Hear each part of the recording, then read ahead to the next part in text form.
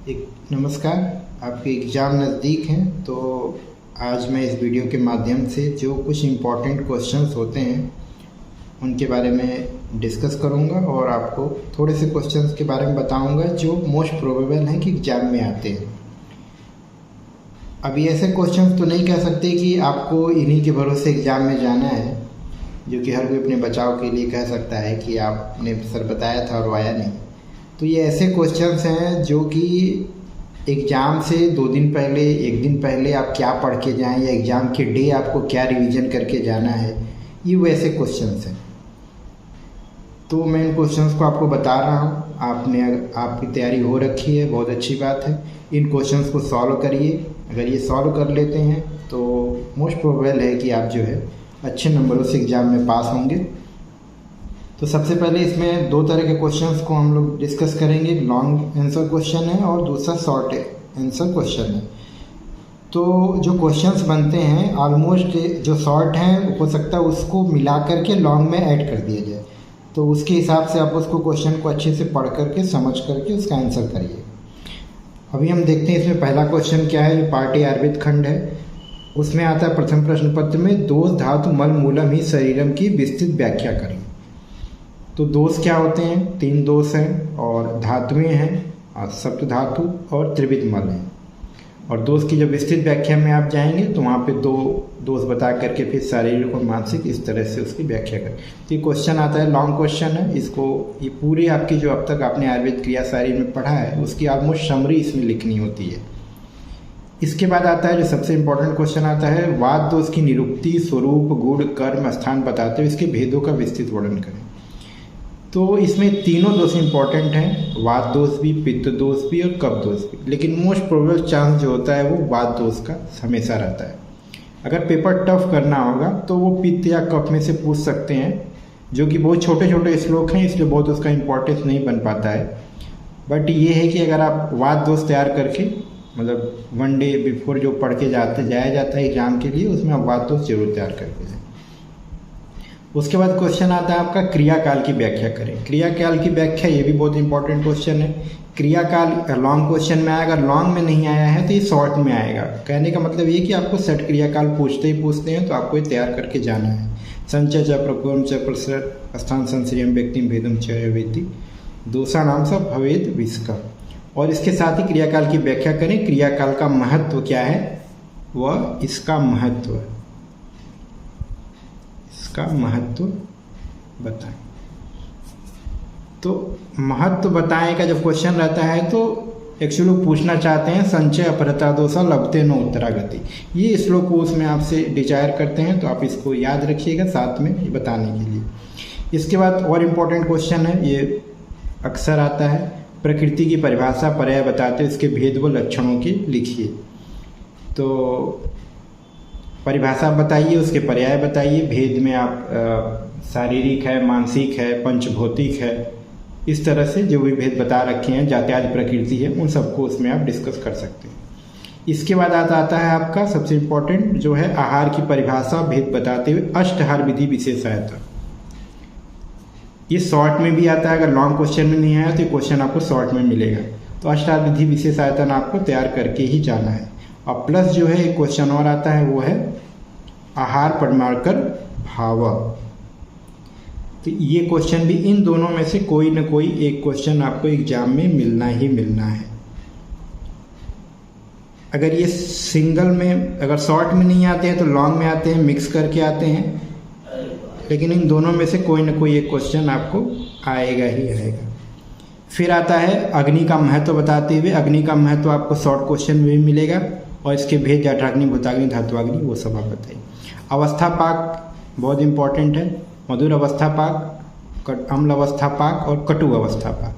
तो कभी कभी अगर इसमें से आप तैयार कर लीजिए इसको इंपॉर्टेंट समझ करके। अगर इसको आप शॉर्ट में पूछेंगे तो कोई मधुर अवस्था का एग्जाम्पल पूछ लिए या मतलब डिफिनीसन पूछ लिए, अम्ल अवस्था पाक का डिफिनीसन पूछ लेंगे और कटु अवस्था पाक का डिफिनीसन पूछ लेंगे।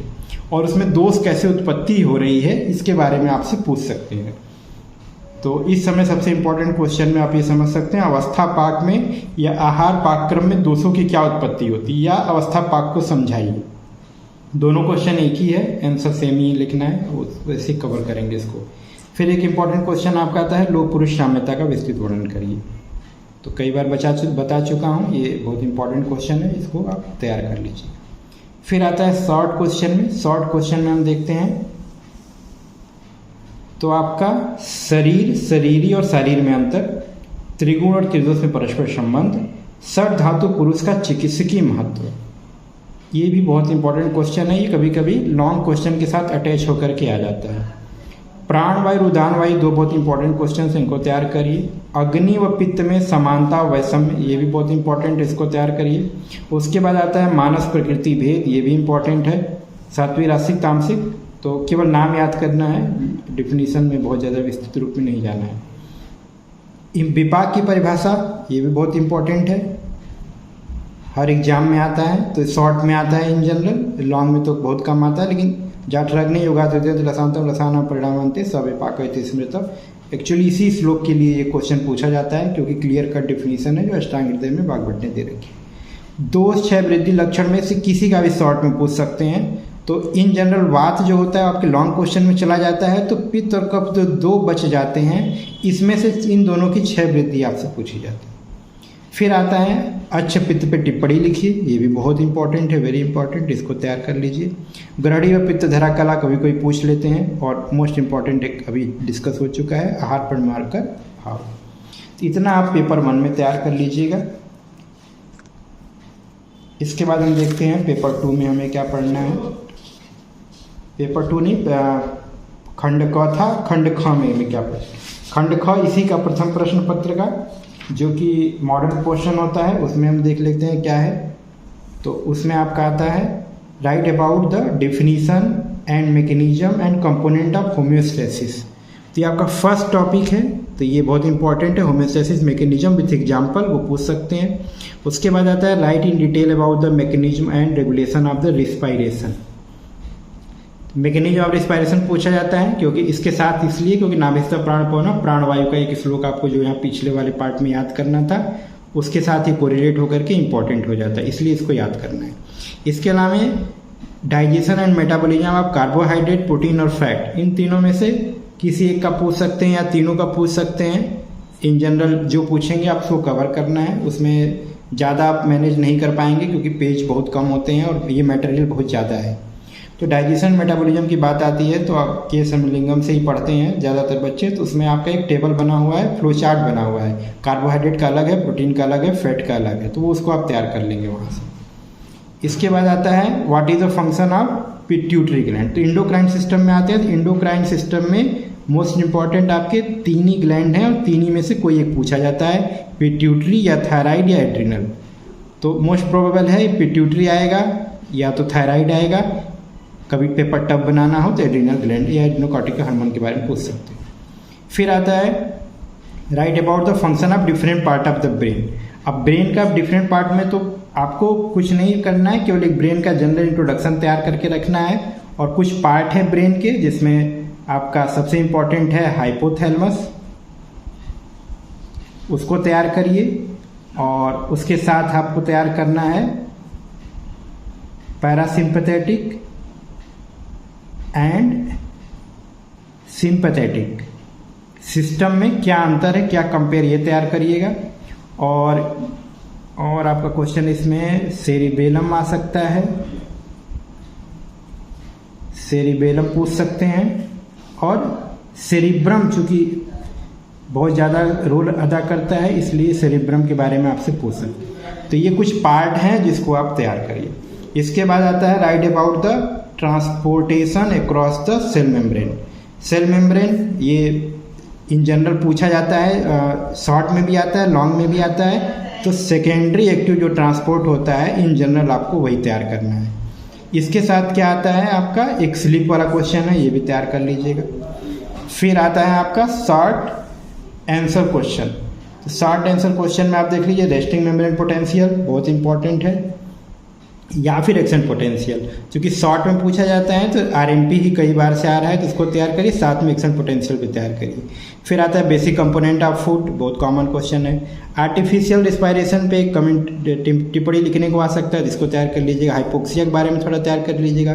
पल्मोनरी फंक्शन टेस्ट क्या होता है, प्रोसेस ऑफ डेग्लूटेशन, ये बहुत इंपॉर्टेंट है, ये पूछ सकते हैं, इसको तैयार करिए। इंटरिक नर्वस सिस्टम भी पूछ सकते हैं, इसको तैयार करिए। विटामिन से एक जनरल आप जितना जानते हो उतना पर्याप्त है, एक नज़र पढ़ लीजिएगा।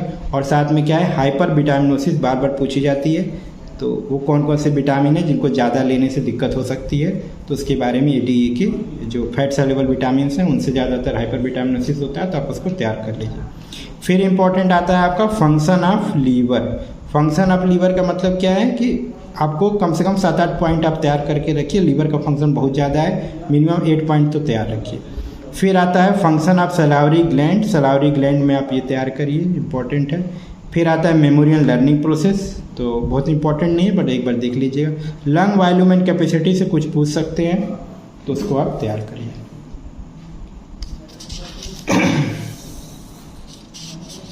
फिर हम देखते हैं आगे का जो क्वेश्चन है सेकंड पेपर में।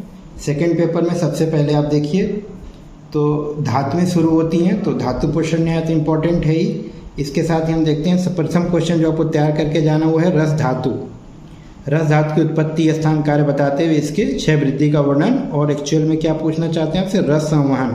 तो रस संवहन का श्लोक भी दे सकते हैं, उसके साथ पूछ सकते हैं, या फिर रस धातु के बारे में बताइए।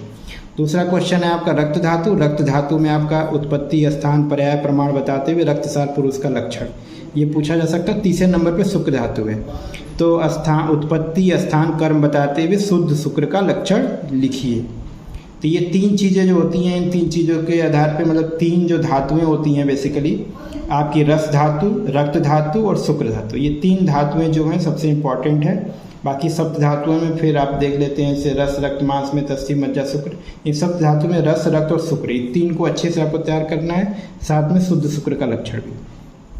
अगला टॉपिक जो मोस्ट इंपॉर्टेंट है वो क्या है आपका, ओज की उत्पत्ति, स्थान, प्रमाण बताते हुए ओज के भेद और ओज क्षय की व्याख्या। तो विषम, व्यापक, क्षय, इन तीनों के लक्षण, तीनों के अच्छे से उसके कैरेक्टर आपको याद रखने हैं एग्जाम में लिखने के लिए।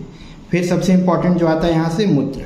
मूत्र की उत्पत्ति को बताते हुए मूत्र क्षय वृद्धि का लक्षण लिखिए। तो मूत्र की उत्पत्ति के लिए आपको सुश्रुत का जो श्लोक है वही याद करना है, पक्वासे मलाधारम प्राणायतनम उत्तमम। फिर आता है निद्रा के भेद, निद्रा की परिभाषा और निद्रा का महत्व। भेद बताते हुए, भेद बताते बताना है तो भेद आप 6 भेद होते हैं और 7 भेद होते हैं, उसको तैयार कर लीजिए। सुश्रुत वाला भी 3 तैयार कर सकते हैं, तीनों लिखना होगा। धातु पोषण न्याय से क्या समझते हैं, विस्तृत व्याख्या। तो धातु पोषण न्याय आता है तो आप उसमें विस्तृत व्याख्या पूछ सकते हैं, और विस्तृत व्याख्या करते समय किसी एक धातु पोषण न्याय के बारे में, चाहे वो खले कपोत हो या फिर केदारी कुल्या हो या फिर क्षीरदधि हो, ये पूछ सकते हैं। और एक का धातु पोषण न्याय अगर पूछते हैं तो अरुण दत्त का वो पूछ सकते हैं। इन तीनों में से किसी एक को लिखा रहेगा, और धातु पोषण न्याय का क्या महत्व और कैसे होता है ये आपको बताना है। फिर अगला क्वेश्चन आता है अष्टविसार। अष्टविसार आपको सब याद करना है, एक बार पढ़ लीजिए जनरल लक्षण। पर रस सार पुरुष और रक्त सार पुरुष और शुक्र सार पुरुष, इन तीनों में से शॉर्ट क्वेश्चन में भी आ सकता है, तो इस तीनों को तैयार करना है। अब आता है शॉर्ट आंसर क्वेश्चन में, तो पहले ही चर्चा हो गई, बहुत ज़्यादा इसमें ज़्यादा कवर करने को नहीं है आयुर्वेद में। क्षीरदधि न्याय पढ़ लीजिए, केदार कुल्या न्याय, इसका अच्छे से फ्लो चार्ट तैयार कर लीजिए। शुद्ध स्तन्य का लक्षण, शुद्ध आर्तों का लक्षण, ये तैयार कर लेना है। शुद्ध शुक्र का वहाँ हो ही गया है। रक्त का पंच भौतिक संगठन, ये इंपॉर्टेंट पूछ सकते हैं। मन के विषय और कर्म और भेद, ये भी भेद भी तैयार कर लीजिएगा, ठीक। फिर आता है आत्मा के लक्षण, ये भी तैयार करना है। आश्रय आश्रय भाव मोस्ट इंपॉर्टेंट में आता है, इसमें सब कुछ इंपॉर्टेंट है, लेकिन मोस्ट इंपॉर्टेंट जो बता रहा हूँ उसको आप थोड़ा देख के जाइएगा, याद कर लीजिएगा।